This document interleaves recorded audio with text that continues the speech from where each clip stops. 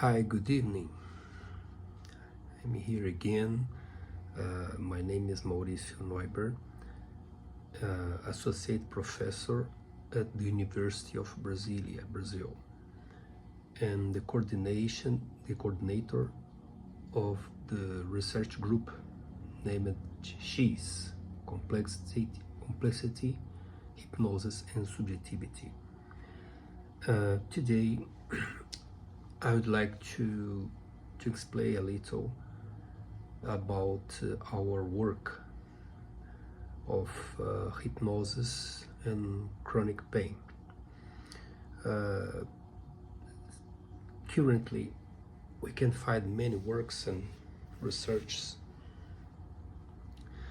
that utilizes hypnosis as a mode of control for chronic pain situation, and this is very important because the hypnosis is an effective treatment or complementary treatment that must be articulated with medical interventions, physiotherapeutic interventions, and other forms of interventions, and the results are very good. I think it's difficult to find a research currently that will not confirm, emphasize that hypnosis is really important and really effective in chronic pain situations. This is a data you can find since hypnosis beginnings in Mesmer's era, Mesmer's time, when they used the mesmerism or animal magnetism to heal people. But if hypnosis is very used today, which is the particularities of our work here in Brasilia, I would like to mention some topics. The first of all is that hypnosis are used here in a hypnotherapy context. And why? The first topic is because chronic pain is not only a somatic expression, a somatic phenomenon, a body phenomenon, or organic phenomenon. A person with chronic pain frequently brings to therapy numerous dimensions. For example, he or she probably have problems in performance in their respective jobs, their respective works. Many of them can have very complicated problems with money, economical problems, because they're always trying to find something capable to help them, and they spend a lot of money. Many of them express problems related to spirituality or religion. Many of them can bring to therapy questions related to gender, to sexuality, to family, to isolation, emotional isolation, of shame, because people do not trust them. Many patients reported that even professionals and family members frequently suspect them and think if they are crazy or if they're lying, manipulating in order to obtain something. So all of these questions are related to the symptom of chronic pain. And we consider it a semiotic system with different levels of experience and consequently intervention. For example, we can, if you ask for the help of Merleau-Ponty, the great French philosopher who discussed the body, we can consider a level of experience which is very vital. People frequently describe it as something that can press, that can push, that can pull, that can burn. And people can use terms such as energy. People can discuss, report situation of a weight, a very big weight. The word is heavy on their head, for example, or in the body. And these descriptions are frequently signs of the vitality. And it's a level of intervention, but we can consider another perspective, for example, symbolic. A man or a woman who constructed their identity as in the role of sustain others economically and affectively can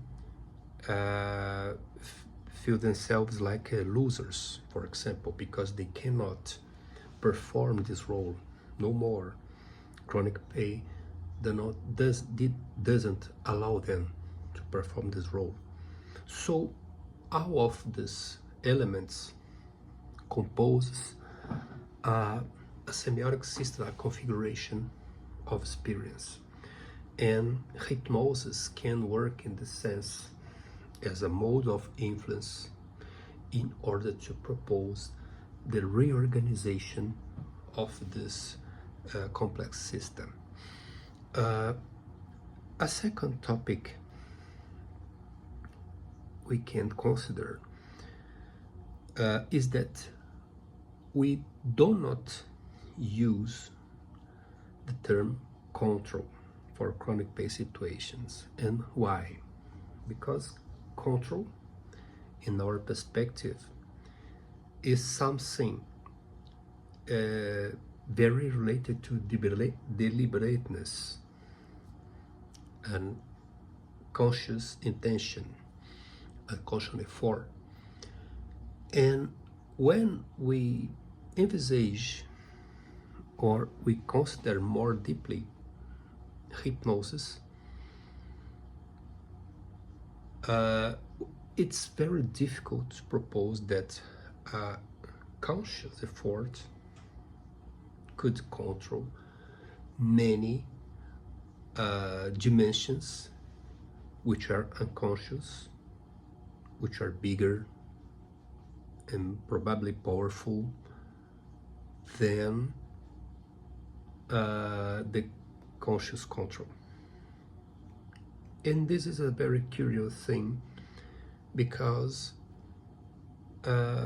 if I cannot control it, what kind of thing should I do to deal with a persistent chronic pain?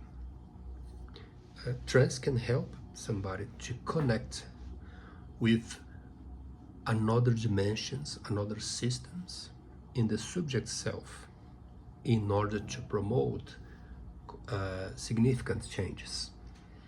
And in this sense, hypnosis is much more related to an integrative process in which the subject reconciliates with himself or herself in order to have a connection with other systems that could help him or her to change, to foster change, at the agency of such systems.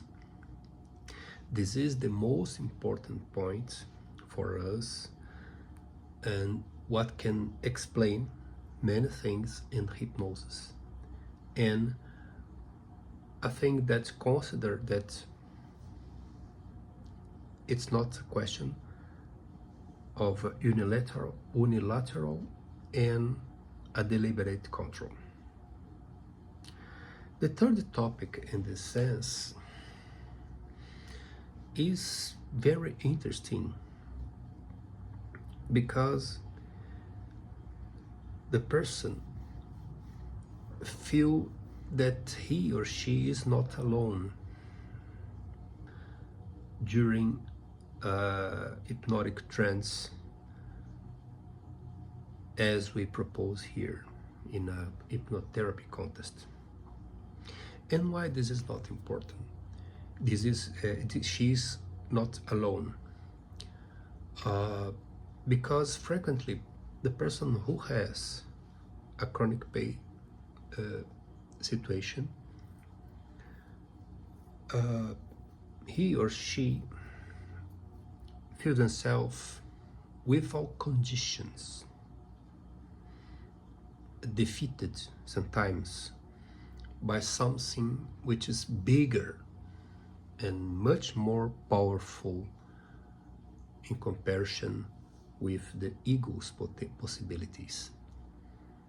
So it's very frequent to listen people who describe they are slaves, or they are under a tyrannic influence, or under a complete domination of a chronic pain process.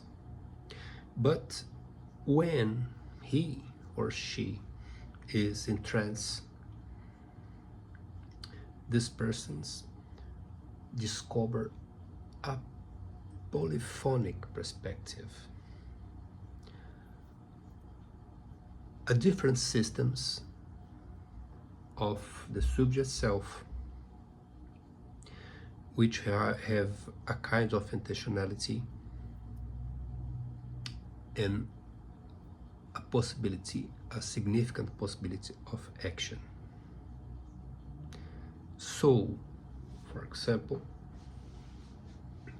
such a person can access memories, characters, personages who inhabit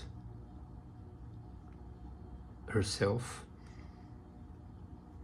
and can be an important element to foster, to promote significant changes. In this sense, the reconfiguration of experience is intimately related to this polyphonic process. In other moments, we'll speak a little more about this experience. Thank you very much. Bye-bye.